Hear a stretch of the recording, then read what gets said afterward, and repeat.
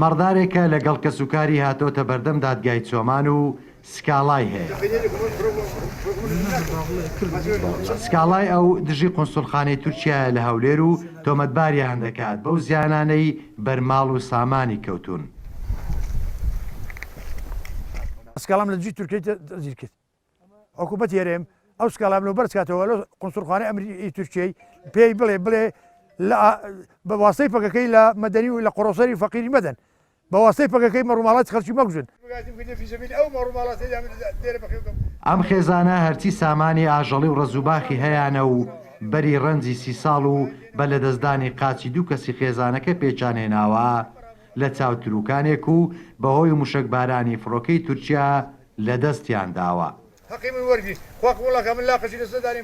گرمش دەکات ئەمە نەزانی چێ گرمز چ گرمز گۆت بەخانی بەسەدا کە لەو بەری لە ئازادی ئەو کارەبایی ئازادی ئەو بۆرانەی فرادێک هەندی فردایا دەگەڵ زەبرەی هاتمە دەرێ دوو کەڵم دی و عالم هەموو تێک قژادە دەرێ مەولوی تەلەفۆن لۆ کردم کوڕەوە چ بوو وەڵا گوتم نەزانم ئەگە تەماشام گوت کۆڵی ڕاستە فەرەنج غاری دەگوتی باوە لە وەڵێ مەیدا نانوشتیکن ئەیوانی ڕۆژە داهاتین بکەران و تۆمەتبارانی سکاڵاکار لە دەرەوەی دەسەڵاتی حکوومەتی هەرێم و عێراقن بۆ ئەم پرسەژ لە ڕووی یاسایی پارێزەرێک دەدوێنین. ساڵی 2009 یاسایەکی تریش دەرچووە یاسای قەرەبووکردنەوەی ئەو کەسانەی زەرمەند دەبن لە کار و کردەوە سەربازیەکان. لە ساڵی 2015دا ئەم یاسایە هەموار کراوە کە لەسەر هەموو عێراقدا جێبەجێ دەکرێت. هەرچی سەبارەت بە مستەوە نێودەوڵەتەکەی و لە ڕووی نێودەوڵەتیەوە دادگای تاوانی نێودەوڵەتی عێراق تێیدا ئەندام نییە.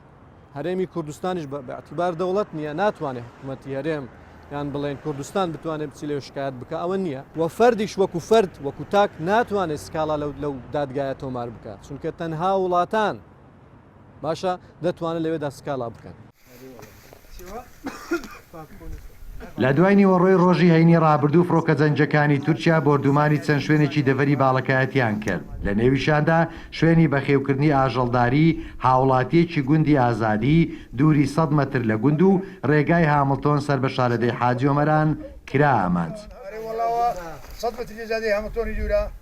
زیانەکانیش بە گوتەی سکاڵاکار بریتی بوون لە نێوچوونی 542 سەرمەڕبزن و سووتانی بڕێکی زۆری ئالیگ کە بە 10 میلیۆن دینار دەخەمڵێندرێت لەگەڵ زیانی 5 میلیۆن دینار لە نێوچوونی ڕەزوباخ و کەلوپەلی شوێنەکە.